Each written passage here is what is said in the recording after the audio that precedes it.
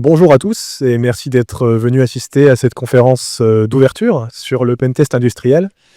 Donc on va aborder ce sujet avec l'activité sous différents angles et on parlera notamment des technos spécifiques à ce monde industriel et de risques concrets qu'on peut ne pas soupçonner d'un point de vue externe à cette activité.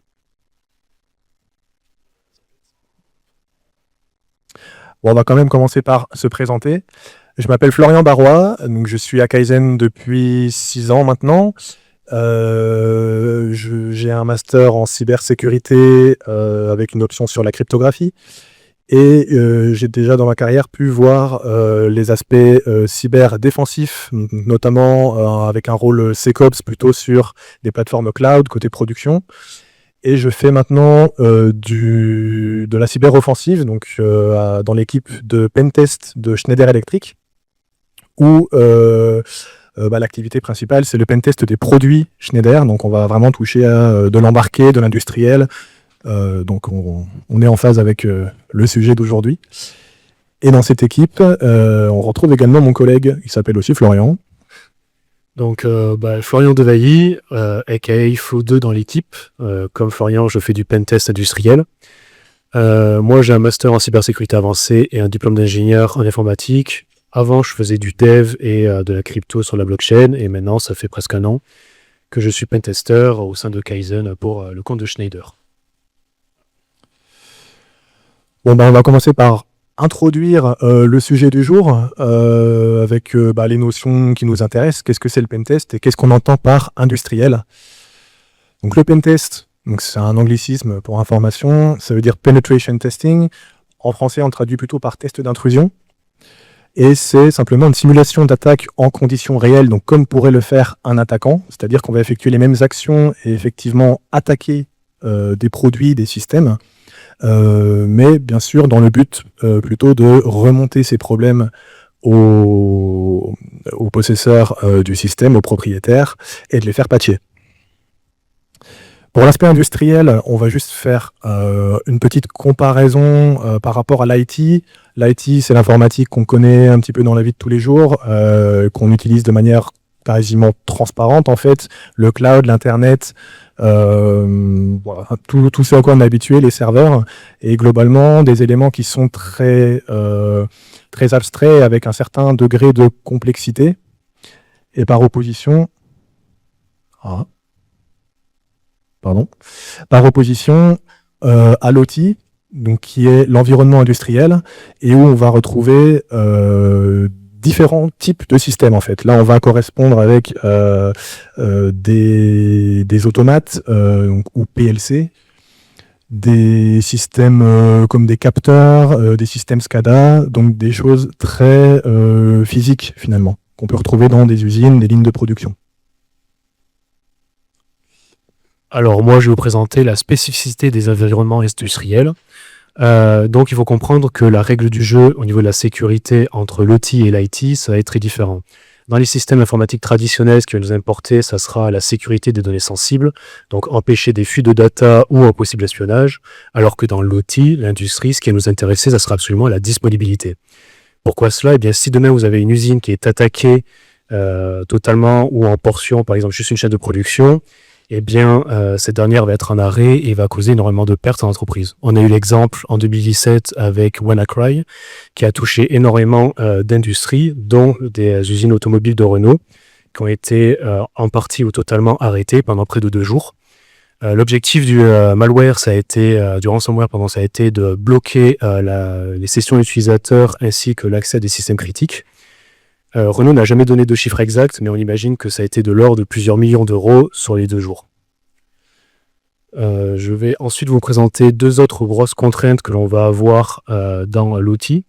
Ça va être de 1, les contraintes technologiques. Il n'est pas rare d'avoir des environnements extrêmement hétérogènes et anciens dans les usines, voire parfois des PLC, des automates du coup qui sont vieux de 15, 20, voire même 30 ans. Ils sont très bons dans ce pourquoi ils ont été faits, c'est-à-dire durer sur le long terme et parfois marcher des décennies sans s'arrêter. Par contre, ils n'ont pas été pensés pour être sécurisés, et encore moins dans un monde interconnecté. Et contrairement à l'IT, vous pouvez mettre à jour un PC ou un serveur plutôt facilement, on va dire tous les mois et le patcher. Dans l'outil, ça va beaucoup être plus compliqué de arrêter une chaîne de production, par exemple, pour mettre à jour un PLC, surtout s'il est critique. Ça va vous entraîner des pertes, quoi. Ensuite, on va avoir les protocoles de communication qui sont non sécurisés. Ça rejoint un petit peu le point précédent, dans le sens où ce sont des protocoles de communication qui ont été pensés il y a longtemps et qui, par conséquent, n'ont pas de système de chiffrement sur les communications ou des systèmes d'authentification. C'est le cas notamment de Modbus ou de BACnet.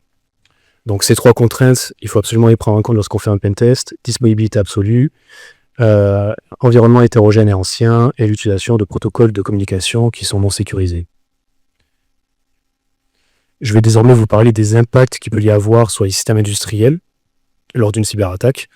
On va avoir des conséquences sur 3 points: économique, opérationnel et humain. Par rapport au plan économique, on l'a déjà vu un petit peu avant, mais une usine qui est en arrêt, c'est des pertes financières. On l'a vu avec le cas de Renault, mais aussi si nous avons par exemple une centrale électrique qui est en arrêt suite à une attaque, eh bien certes l'opérateur derrière la centrale va avoir des pertes financières, mais aussi tout le réseau électrique du pays va devoir trouver une solution à ce déficit. Donc soit acheter de l'énergie à des concurrents dans notre pays, soit rouvrir des centrales qui étaient temporairement fermées. Par rapport au plan opérationnel, lorsqu'il y a une attaque sur un réseau OT, il peut y avoir des conséquences directement sur les équipements. Si on prend l'exemple d'un automate qui est attaqué, ce dernier peut être utilisé afin d'envoyer des ordres anormaux tels que demander à une vanne de rester ouverte trop longtemps, une pompe de tourner trop vite ou de demander à des équipements d'augmenter la température utilisée par exemple. Donc là, on peut très vite voir qu'il peut y avoir de l'usure prématurée sur les équipements, possiblement les endommager, voire les rendre HS. Et si c'est des équipements critiques, on peut totalement arrêter la chaîne de production. Dernier point, et probablement le plus critique, ça va être l'humain. Il n'est pas rare dans les usines d'avoir des produits qui sont dangereux, chimiques, de manipuler les températures extrêmes ou des pressions élevées. Eh bien, si on reprend l'exemple précédent avec un automate qui devient malicieux, eh bien, ce dernier pourrait être utilisé afin de créer une explosion, de libérer des gaz qui sont toxiques pour les opérateurs locaux ou pour la population aux alentours de l'usine, ainsi de suite. On a eu un petit peu l'exemple avec Stuxnet, qui a attaqué les centrales nucléaires iraniennes. L'objectif, ça a été d'accélérer énormément les centrifugeuses tout en envoyant des données normales aux opérateurs. Ainsi, ils ne pouvaient pas voir qu'il y avait un problème. Avec ce genre de scénario, on peut très vite voir que la sécurité physique et industrielle peuvent être liées. Donc oui, le message ici à comprendre, c'est lorsqu'il y a une attaque sur l'outil, ça ne va pas rester dans le virtuel. Vous allez avoir des conséquences économiques immédiates, vous allez avoir possiblement des équipements qui sont endommagés, et enfin, peut-être des dommages graves sur l'humain. On a vu les impacts en temps normal, maintenant on va voir les impacts qu'il peut y avoir, mais cette fois-ci lorsqu'il y a un contexte géopolitique qui est tendu. Lorsqu'il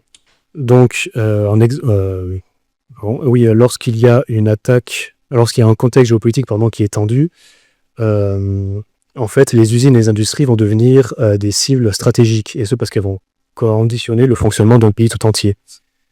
On a eu l'exemple, par exemple, en 2015 avec l'Ukraine, où il y a eu l'utilisation de différents malwares et ransomware, tels que Black Energy et Industroyer, qui ont servi à couper l'arrivée en électricité à des centaines de milliers de foyers pendant l'hiver ukrainien. Donc déjà, il faut imaginer l'hiver ukrainien, mais en plus l'incapacité pour certains de se nourrir, de s'éclairer ou de se chauffer, les hôpitaux qui marchaient plus correctement et les services de communication qui étaient coupés. Mais l'électricité, c'est pas la seule industrie qui peut être critique. On peut avoir la manufacture, les transports, l'eau potable et la santé. Par rapport au transport, par exemple, en France, on utilise le ferroviaire pour le rapprovisionnement militaire. C'est comme ça qu'on fait bouger les chars, généralement. Après, on a les eaux potables. Si on attaque un système de traitement des eaux, eh bien, on pourrait soit couper l'arrivée d'eau potable à la population, soit l'empoisonner. Par conséquent, l'objectif ici il est très clair, ça va être affaiblir un pays sans tirer un seul coup de feu et le déstabiliser de façon économique et sociale, afin qu'il ait des difficultés à se défendre.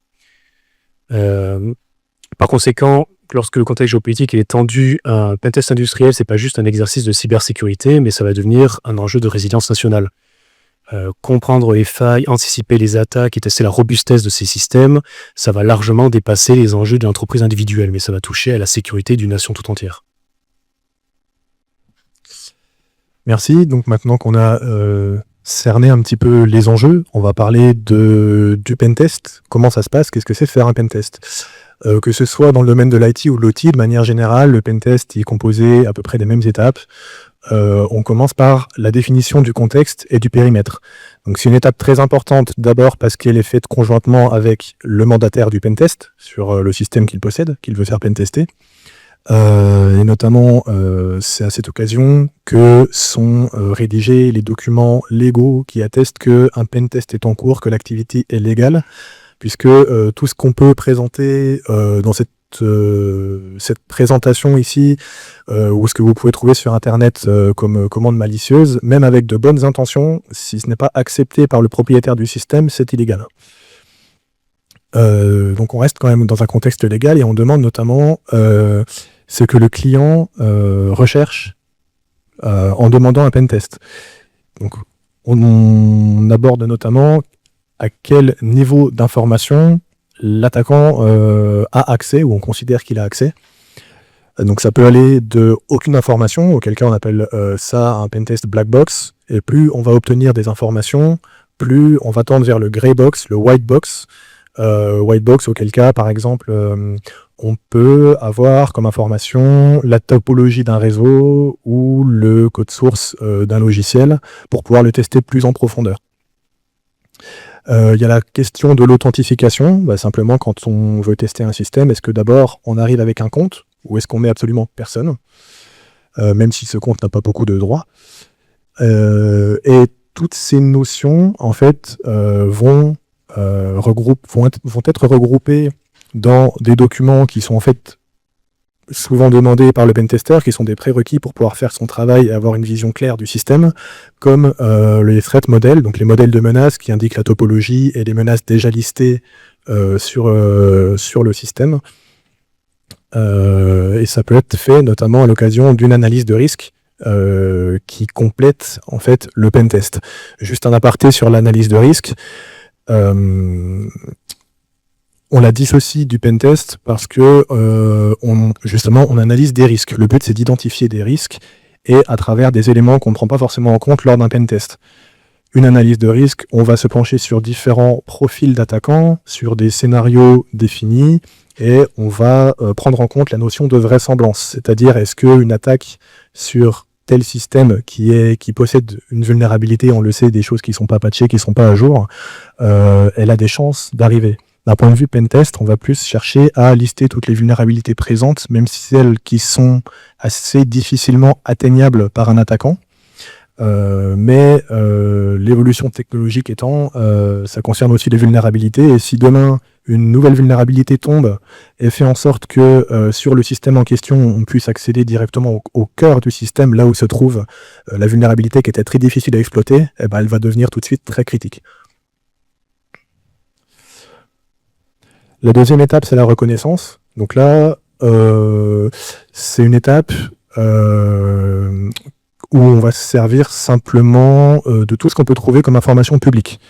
Dans le cadre d'un écosystème d'une taille d'une entreprise, on va chercher quelles sont les personnes qui occupent des postes clés dans une organisation, le RSSI, des gens qui ont accès à des repositories de code, globalement des personnes qui peuvent avoir accès à des informations confidentielles, sensibles, dans le cadre plus tard de voir si on peut compromettre ces comptes-là. On sait que ce sera des ressources de valeur. Et d'un point de vue plus technique, on peut s'intéresser aux records DNS qui sont publics et aux repositories de code comme GitHub, GitLab, pour pourquoi pas trouver des informations déjà un petit peu techniques et voir des informations qui ne sont pas censées être publiques à la base, qui ont été un petit peu oubliées et qui, dans ce cas-là, peuvent être une bonne piste pour le pentester pour démarrer ses recherches.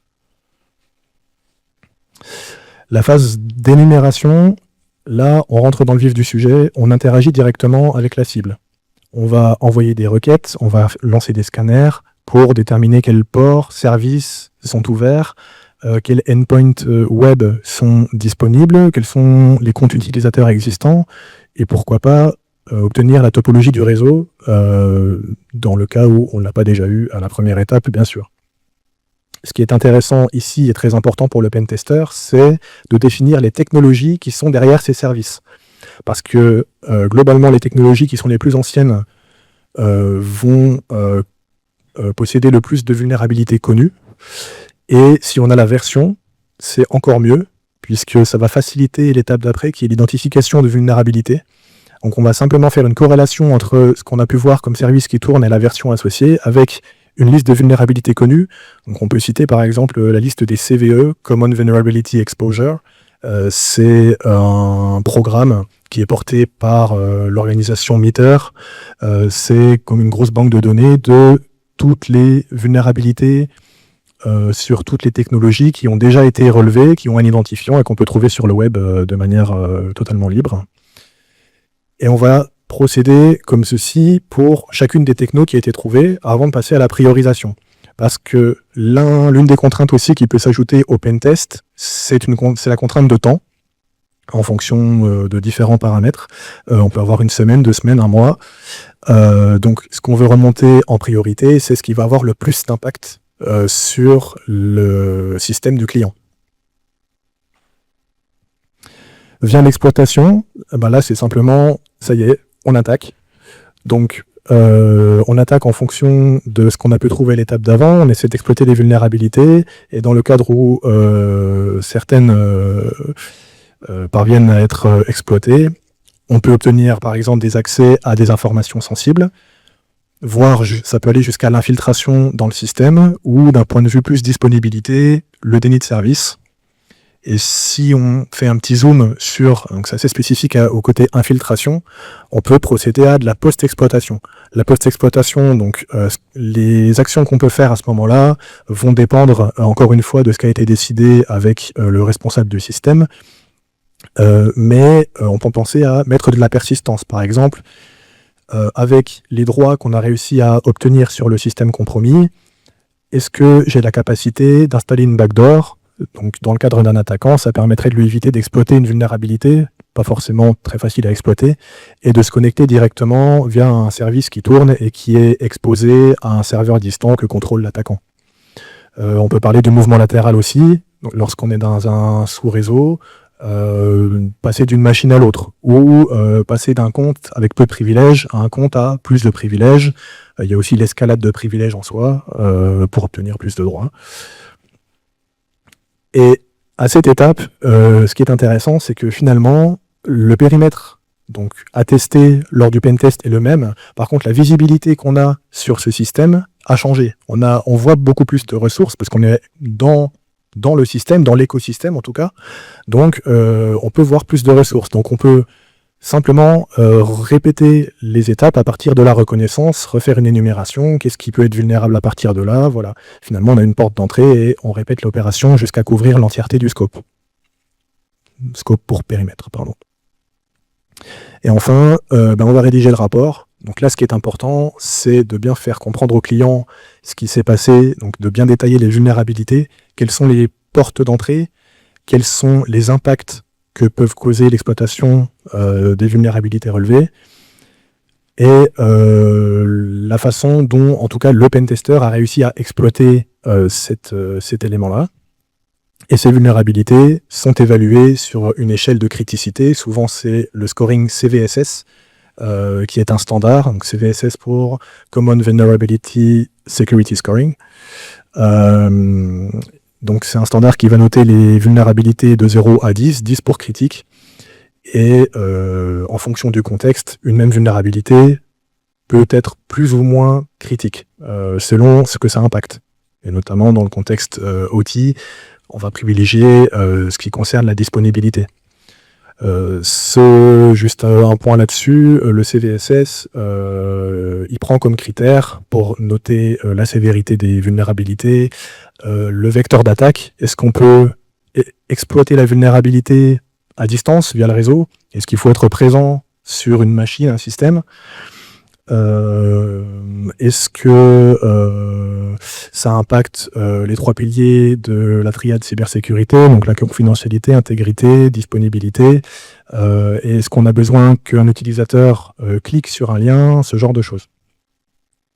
Et enfin, très important aussi pour le client qui n'est pas forcément aussi au fait de la cybersécurité que l'on peut l'être, ou de la cybersécurité technique en tout cas, ce sont les recommandations qui nous auraient bloqués à un certain point lors de nos recherches et nos avancements tout au long de l'infiltration de la cible. Ça, c'est pour le pentest globalement. Si on regarde maintenant comment l'adapter à l'environnement industriel, eh bien, il y a des étapes qui vont changer, notamment la cartographie ou énumération. On a mentionné la détection de ports ou services ouverts, globalement tout ce avec quoi on peut interagir et à quoi ils servent. Ici, c'est quelque chose auquel on va devoir faire attention, parce que la façon de faire ça, c'est souvent de lancer des scanners, des web crawlers, c'est-à-dire pour détecter les endpoints web, et qui sont globalement des outils qui demandent, qui sont assez gourmands en requêtes réseau. Dans le cadre de l'IT, souvent, on va avoir de la redondance qui va permettre de tenir cette charge réseau. Dans le cadre industriel, selon ce qu'il y a en face, c'est pas forcément vrai. Donc on peut être amené, via de simples requêtes, entre guillemets, qui ne sont pas des attaques à la base, à faire crasher, par exemple, un système industriel. Alors d'un point de vue d'un pentester, c'est intéressant quand même, parce qu'évidemment qu'on veut remonter les vulnérabilités qui crashent le système, mais on veut que ce soit des scénarios, enfin des cas en tout cas, acceptés par le client au départ, que ce soit bien validé, et non pas que ça arrive comme effet de bord. Si le fait d'impacter quelque chose en disponibilité est validé, c'est OK, mais il faut quand même le contrôler. Donc pour éviter ça, on peut effectuer une pratique qui s'appelle mettre en place un environnement miroir. Si on a un écosystème, donc ici, entier, disons, assez fourni, mais que le client veut un pentest sur uniquement une sous-partie de cet écosystème, bah, on peut simplement reproduire le système testé dans un espace sécurisé, un laboratoire, quelque chose à part en tout cas de la production. Et là, on va se défaire de tous les risques qui font que un arrêt désiré ou non ne va pas avoir de conséquences sur la réelle production. Ça, c'est l'avantage. L'inconvénient, c'est qu'il faut s'assurer d'avoir quelque chose de réaliste. Par exemple, ici, donc sur ce composant-là qui est un PLC, donc un automate, s'il a des communications avec un autre élément qui est en dehors du périmètre que l'on veut tester, mais qui va lui donner des instructions, qui peut influer sur son comportement ou simplement générer un gros trafic réseau, ça peut être important de l'inclure, non pas de tester ces éléments, mais de les inclure dans le setup miniaturisé, pour vraiment être au plus proche de l'environnement réel, sans quoi ça peut arriver par exemple qu'on ait des attaques qui ne fonctionnent pas dans notre environnement, mais qui auraient un impact sur l'environnement global ou inversement. Un troisième point à prendre en compte, c'est le cadrage des scénarios. Donc évidemment là, comme on l'a dit, système de production, c'est critique, il faut faire attention, et dans ce cadre-là, il faut prendre les informations auprès des personnes qui sont du métier, auprès des personnes qui ont développé les systèmes, notamment logiciels, qui vont gérer le comportement des différents éléments, et être sûr d'avoir bien cerné les enjeux. Si l'on prend l'exemple du domaine médical, par exemple, ou nucléaire, des domaines critiques, sans être pentester, n'importe qui peut comprendre qu'il peut y avoir des gros enjeux en cas de panne de certains devices. Ici, on peut le voir, on peut l'aborder de l'autre manière, c'est-à-dire en faisant une requête qui n'est pas forcément malicieuse en soi, qui est une requête de test pour voir le fonctionnement du système. Selon son implémentation, en fait, ça peut avoir un impact métier qui potentiellement peut se répercuter si le device en question est connecté à d'autres devices par la suite sur une chaîne de production. Et donc tout ça, ce sont les développeurs, les équipes de cybersécurité qui vont pouvoir nous l'indiquer. Et enfin, de la même manière, c'est assez essentiel d'avoir une collaboration entre l'IT et l'OT, parce que ce sont des mondes qui sont différents mais qui se complètent. On a assez souvent une partie IT qui chapeaute, ou en tout cas qui récupère des données d'un environnement OT, et dans le cadre d'une compromission de l'un des deux mondes, des deux espaces, ça peut devenir un vecteur de propagation vers l'autre partie, d'OT vers IT ou d'IT vers OT. Donc ici, ce sont les équipes de sécurité qui doivent absolument communiquer sur le statut de cybersécurité de chacun de leur environnement, et également lors de l'application de patch, puisque ça peut arriver que les patchs de sécurité aient un impact sur les fonctionnalités, et donc dans un cadre, encore une fois, industriel, ça peut avoir un impact significatif. Donc globalement, l'adaptation à l'OT, c'est faire preuve de plus de prudence, on a plus de contraintes, et il faut bien préparer et être au fait des enjeux métiers, techniques, bien définir tout ça avec le client et toutes les parties prenantes. Alors moi, je vais vous présenter les différents vecteurs d'attaque que l'on peut avoir. Par rapport à l'IT, généralement, vous les connaissez déjà un petit peu. Ça va être attaquer le cloud, ça va être des sites web ou d'autres services qui sont exposés sur Internet, ou encore du phishing. Là, je vais vous en présenter des nouveaux qui touchent surtout l'OT et dont vous n'avez peut-être pas déjà entendu parler. Donc, dans un premier temps, on va avoir les capteurs. C'est ceux que vous avez tout en haut du site industriel A. C'est vraiment le premier maillon de la chaîne dans l'industrie. C'est ceux qui vont servir à faire de la télémétrie, récupérer la vitesse ou la température de tel équipement, et ensuite l'envoyer vers les PLC. Là, ce qui peut être critique, c'est si jamais un attaquant réussit à modifier les données qui sont envoyées, eh bien, on pourrait réussir à tromper les opérateurs. On va avoir après, du coup, les PLC qui sont juste au-dessus. Ça, c'est le cœur de l'industrie, ça va être les automates programmables. On a déjà vu qu'il faut être très critique parce qu'en fait, ils vont organiser des actions sur les signaux qui vont recevoir des capteurs. On a les opérateurs DCS et SCADA. Ça va toucher en fait à la supervision qui va permettre aux ingénieurs de vérifier ce qui se passe sur le réseau, mais aussi de recevoir des alertes s'il y a un souci. Le problème, c'est qu'en fait, ce sont des logiciels, et comme ce qu'on va voir dans l'IT, vous pouvez avoir un développement qui utilise des librairies qui sont compromises avec des vulnérabilités connues, et aussi vous pouvez avoir un accès directement à Internet afin de faire la supervision à distance. Donc ça peut être problématique. Après, on va avoir le réseau industriel global. Là, ce qui va poser problème, c'est le fait que justement, il peut y avoir un manque de segmentation, l'utilisation de protocoles de communication qui sont non chiffrés, ainsi de suite. Si par exemple, vous avez un firewall, mais que ce dernier n'a pas les bonnes règles, ça sert un peu à rien s'il laisse tout passer. Et enfin, le point qui va vraiment nous intéresser, qui est le plus critique, ça va être la convergence entre l'IT et l'OT. Pourquoi c'est le plus critique ? En 2024, on estimait que 75% des attaques qui touchaient l'OT provenaient en fait d'une faille de l'IT. Donc c'est vraiment le point le plus critique, et il faut absolument que l'équipe OT et IT travaillent de pair. Il faut bien comprendre que le souci, c'est qu'avant, l'OT était coupé du reste du monde, sauf que maintenant, on essaie d'améliorer l'industrie, et par conséquent, on va ajouter énormément de capteurs connectés ou de logiciels IT, etc. Donc j'ai déjà un peu parlé de chiffres. Je vais continuer à vous présenter d'autres données sur les attaques qui touchent le monde de l'OT. Le premier graphique, c'est vraiment le plus intéressant et le plus important pour comprendre la pression qu'il peut y avoir sur l'industrie. Donc, selon le rapport de Dragos de 2025, en 2024, on estimait que la perte maximale, donc la worst case sur l'industrie, était de 329,5 milliards de dollars, ce qui est énorme. Et sur ces 330 milliards de dollars, 70% des pertes étaient indirectes, c'est-à-dire arrêt de production, équipement endommagé ou perte de matières premières, par exemple, si c'était une chaîne agroalimentaire. Donc là, on voit à quel point ça peut être intéressant pour les attaquants de cibler l'OT, parce que, par exemple, si on fait un ransomware et qu'il touche correctement l'industrie, chaque minute va compter pour l'industriel, et plus il attend, plus en fait ce qu'il va payer par rapport aux usines qui sont en arrêt va être supérieur à la rançon qu'il doit normalement payer aux attaquants. Donc, ce graphique, c'est vraiment le plus important. Après, on va voir la part des ransomware ciblant l'OT. En 2024, c'était de 56%, alors qu'en 2023, c'était de 32%. On a une augmentation presque du double en une seule année.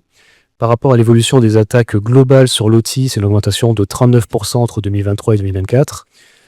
Alors, ce chiffre-là, j'ai déjà dit, mais aussi il est très important. Le nombre d'attaques qui touchent l'OT 75% des attaques qui touchent l'OT proviennent de base d'une faille dans l'IT. Donc vraiment, le point de convergence entre l'IT et l'OT, c'est le plus important.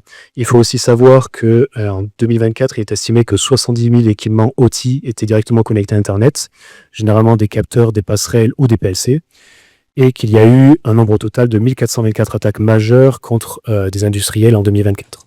Si vous voulez les sources, vous les avez via ce QR code. Je ne sais pas si vous les avez déjà pris, bon, tant pis. Ok. Merci. Maintenant qu'on a un peu cerné les enjeux, finalement, on va revenir un petit peu du côté du pentester. Dans l'environnement industriel, il y a une adaptation technique un petit peu à faire, forcément, puisque on va faire face à des protocoles comme BACnet, Ethercat ou Modbus. On va faire un petit zoom sur Modbus parce que simplement, c'est un des plus utilisés dans l'industriel, et notamment en France. Alors, il faut savoir que c'est un protocole qui est très vieux, il date de 1979 et il est toujours en utilisation. Donc, voilà, ça rejoint un peu tout ce qu'on disait sur sa date. Ce qu'on peut dire sur le Modbus, donc ça fonctionne avec sur un pattern de master-slave. Donc, on peut faire un parallèle avec la communication client-serveur. Le slave répond à des requêtes effectuées par un master, et le slave, souvent dans ce cas-là, on parle d'un automate qui reçoit des données d'un capteur, par exemple. Donc initialement, le Modbus, c'était du Modbus série, c'était une liaison filaire de communication qu'on appelle Modbus série, Modbus RTU ou Modbus RS485 de manière assez interchangeable. Ça ressemble à cette trame, donc qui est, on va dire, qui contient vraiment les éléments essentiels d'information, pas bien plus si on compare à une trame TCP, où on a toute la partie encapsulation et sécurisation de l'arrivée d'ordre des messages et toute la complexification qui s'y rapporte. Donc, pour envoyer des messages, simplement, on prend l'ID du slave, un code de fonction parmi ceux qui sont décrits ici, pour lire ou écrire des données. Et il y a une petite différence aussi sur les données qu'on trouve dans le cadre de Modbus, parce qu'ici on n'a pas quelque chose qui ressemble à un système de fichiers, mais plus une table d'adressage où chaque adresse mémoire en hexadécimal contient une valeur, et selon les contextes, la valeur correspond à telle ou telle autre chose. Par exemple, ça peut être une tension, ça peut être un code d'erreur, et donc en Modbus, en pentest, on peut jouer sur ces valeurs pour essayer de perturber le fonctionnement du device comme celui-ci, comme on peut voir. D'un point de vue cybersécurité, globalement, pourquoi Modbus ça pose problème? Parce qu'il n'y a pas d'authentification, donc n'importe qui peut envoyer ce genre d'informations à un slave et dire effectue telle action, l'automate reçoit, il l'effectue. L'autre problème, c'est le manque de chiffrement, pardon. Donc, dans le cadre d'une liaison série, c'est pas forcément un gros problème, puisque, comme on l'a dit, c'est une liaison filaire. Donc, pour intercepter ou modifier des trames, il faudrait s'y connecter physiquement. En revanche, on a quand même rafraîchi un petit peu le protocole Modbus depuis les années 70, enfin 70-80. Maintenant, on est capable d'avoir du Modbus TCP. Donc, le Modbus est encapsulé dans une trame TCP. Et là, du coup, on est sur les communications TCP classiques dans lesquelles on peut observer des paquets qui, s'il n'y a pas une surcouche comme HTTPS, vont indiquer des requêtes Modbus en clair qu'un attaquant peut rejouer pour perturber ou modifier pour perturber un fonctionnement d'un device Modbus. Pour les applications réelles, on va reprendre l'exemple de Stuxnet parce que simplement, c'est l'une des premières attaques d'aussi grande ampleur dans le monde industriel. Donc Stuxnet, c'est une attaque qui visait une infrastructure nucléaire en Iran, près de la ville de Natanz, pour être précis, et qui a conjointement été organisée par les États-Unis et Israël, en tout cas supposément, parce que ça n'a jamais été confirmé ni par l'un ni par l'autre, dans le but de ralentir le programme nucléaire iranien. Donc ça s'est passé aux alentours de 2010, on a découvert la charge malicieuse en 2010, mais les analyses ont montré que, en fait, ce virus était déjà présent depuis quelques années auparavant sur le système. Donc comment ça s'est passé? Parce que c'est une centrale, vu que c'est du nucléaire, on est sur quelque chose qui était isolé d'Internet et de tout autre réseau. Le payload a été délivré via clé USB. Donc simplement, il est très probable que ce soit un opérateur ou quelqu'un travaillant sur la centrale, que ce soit du côté IT ou OT, qui ait branché une clé USB sur un système Windows, puisque Stuxnet tirait parti de certaines failles 0D Windows, 0D signifiant que ce sont des vulnérabilités qui n'ont pas encore été publiées sur Internet, qui ne sont pas majoritairement connues, avant de mettre en place de la persistance et de se propager. Une particularité de Stuxnet, c'est que c'est pas exactement un virus, en fait c'est un ver informatique, donc il se divise, il se propage sur les systèmes adjacents sur le réseau. Et une partie très maligne de ce virus, ce ver, c'est qu'il possédait un algorithme permettant d'identifier autour de lui quels étaient les devices qui avaient comme empreinte une automate, celle d'un automate, pardon. Donc le but c'était de trouver les automates et d'injecter du code dans ces automates via d'autres vulnérabilités, en RPC souvent. Et tout ceci, une partie assez impressionnante, c'est que ça a été masqué de bout en bout, pratiquement dans le cadre où les automates compromis ont été donc impactés par le ver, et le ver faisait en sorte que ces automates envoie des logs de fonctionnement normal. Donc c'est pour ça que ça a été assez furtif. Et l'effet physique à la fin, c'était un impact sur les centrifugeuses, une accélération des centrifugeuses sur la centrale nucléaire, ce qui impacte l'enrichissement d'uranium, notamment dans le programme nucléaire. Alors, je vais essayer d'aller un petit peu vite pour qu'on ait des questions juste après, mais grossièrement, il ne faut pas rester sur un constat alarmant. Certes, il y a de plus en plus d'attaques, elles sont de plus en plus complexes, mais aussi on a de plus en plus de moyens de se défendre et on comprend un petit peu mieux comment contrer les cyberattaques. Donc je vais vous présenter 5 piliers majeurs afin de pouvoir protéger l'industrie. On va commencer par la segmentation IT-OT, donc ça j'ai déjà dit, avoir un firewall, mais s'il n'y a pas les bonnes règles dessus, ça ne sert un peu à rien. De même, il faut segmenter correctement le réseau avec des LAN ou des VLAN. Le mieux, c'est d'avoir une chaîne de production par VLAN. Si un attaquant peut aller où il veut, ça sert un peu pas grand-chose. Aussi, utiliser des protocoles de communication qui sont sécurisés, soit via des surcouches, soit changer tout simplement le protocole utilisé. Pour BACnet, il y a BACnet RS, et pour Modbus, on peut faire une surcouche TLS. Oups, mauvais sens. Ensuite, on a la supervision. Donc, généralement, les solutions SIOC et SIEM, que vous avez déjà peut-être entendu parler, sont très pratiques dans l'IT et souvent utilisées. Par contre, très peu d'entre elles sont compatibles avec l'OT, c'est-à-dire qu'elles ne vont pas réussir à analyser, par exemple, des trames qui sont envoyées sur le réseau. Donc là, c'est intéressant de passer soit via Claroti ou Dragos, ce genre de solutions qui sont faites pour l'OT. Donc SIEM, l'objectif, ça va être de récolter tous les logs qui sont sur le PC, soit faits par le firewall, soit par autre chose, et d'analyser ce qui se passe dessus afin de voir s'il y a une attaque en cours.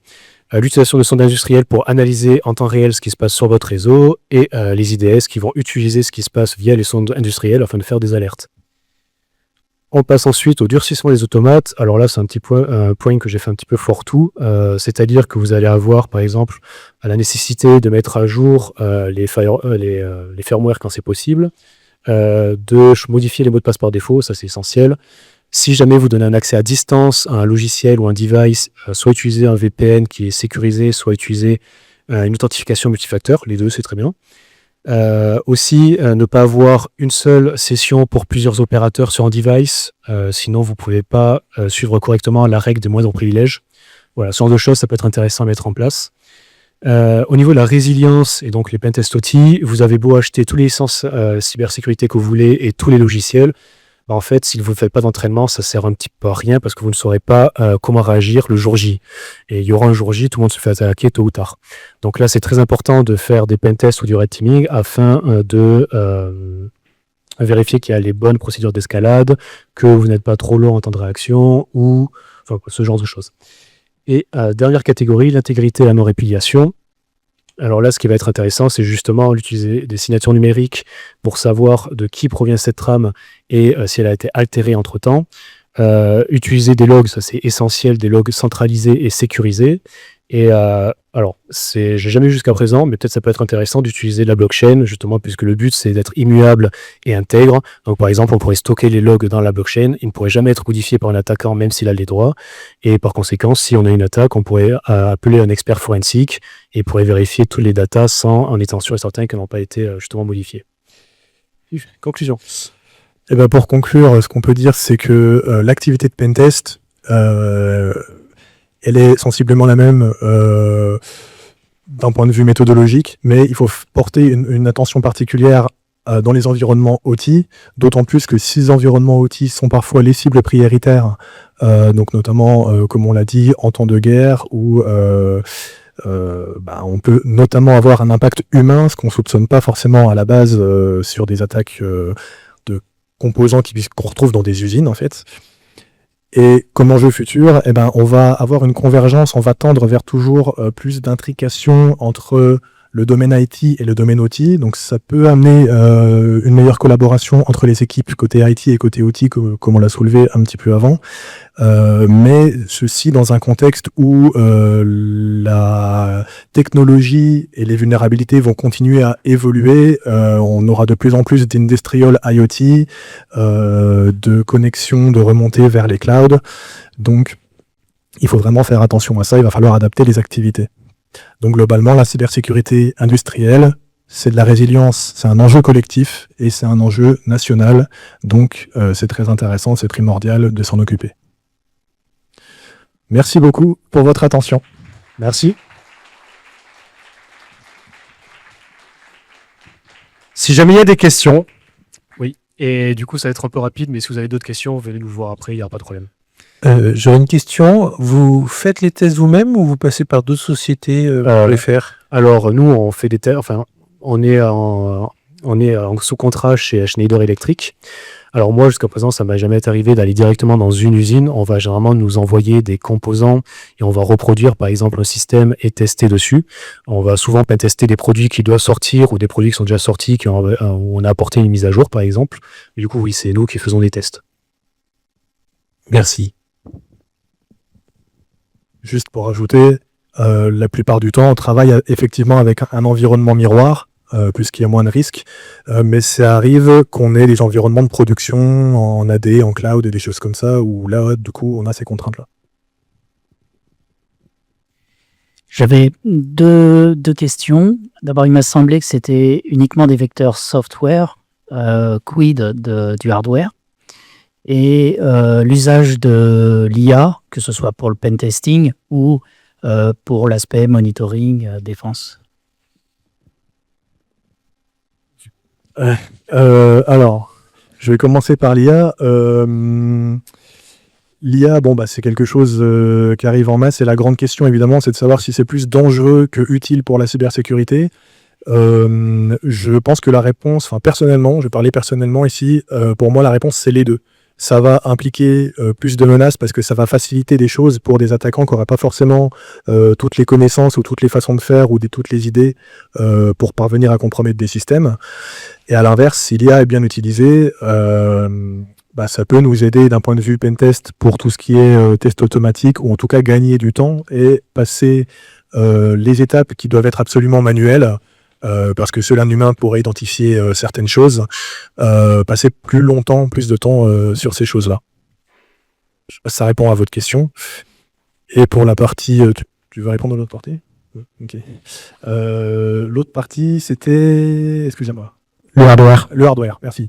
Alors, en ce qui nous concerne, on ne fait pas de pentest hardware parce que ça demande déjà des tests, des bancs de tests, pardon, et un certain matériel.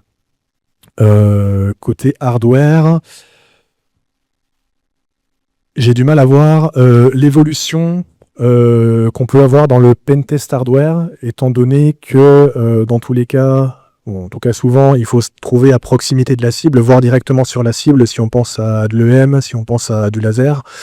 Donc c'est pas quelque chose qu'on conduit, en tout cas nous, dans notre activité. Dans le cadre du pentest industriel, il faudrait des bancs dédiés pour vérifier par exemple tout ce qui est attaque supply chain, forcément des outils qui arriveraient de manufactureurs, et faire en sorte de s'assurer qu'il n'y a pas de backdoor à ce niveau-là.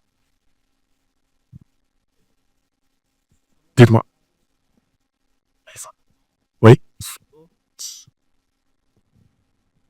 On peut supposer que les attaquants ont des moyens et vont justement chercher les zero day pour... parce que là, dans votre méthodologie, Oui. c'est sur les CVE, donc ce qui est connu.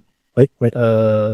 Donc il y a tout un aspect qui est quand même de rechercher ce qui n'est pas connu, ce que font les attaquants. Par rapport aux vulnérabilités pas connues, alors il y a les CVE, il y a aussi tout ce qui est défaut d'implémentation et de configuration, mais là, effectivement, on reste plutôt sur du software. Ce qui n'est pas connu finalement, on va l'observer manuellement, on va se dire tiens, il y a quelque chose d'étrange sur ce système, en tout cas, ce n'est pas la façon nominale dans laquelle ça devrait fonctionner. Donc on s'y intéresse aussi. Mais dans un cadre de pentest où on a des contraintes notamment de temps, ce qu'on va privilégier, c'est plutôt les CVE. Voilà. Alors, évidemment, on ne fait pas que les CVE parce que sinon, on aurait juste à utiliser un scanner de vulnérabilité. Donc, on ne fait pas que ça, évidemment. On va essayer de trouver tous les points d'injection possibles et imaginables. Par contre, oui, évidemment, sur l'hardware, par exemple, on ne va pas démonter tel outil pour trouver telle pin sur laquelle on pourrait faire quelque chose qui, en fait, n'était pas prévu, etc. Parce que même, je considère que dans un contexte, on attaque, par exemple, un espion, on va dire, qui rentre dans une centrale nucléaire. Je pense que ça va être compliqué pour lui d'aller sur la chaîne de production, d'ouvrir le truc et trouver une raison pour aller tester telle pin, et etc. Donc, là-dessus, je vois pas trop l'intérêt, j'avoue. Peut-être qu'on peut en discuter justement derrière, à l'extérieur. Après, évidemment, il y en a des besoins, notamment, je crois qu'il y a eu un gros prix qui a été gagné sur Tesla parce que le mec, il a chopé la bagnole, il a ouvert, il a regardé ce qu'il pouvait faire, essayer de faire du reverse, il a vu que tel truc était activé là, il a essayé là, oui, mais du coup, dans l'industrie, je vois un petit peu moins ça, j'avoue. Ok, merci à tous. Les 45 minutes sont passées. Merci aux deux Florian. Bravo. Merci à vous.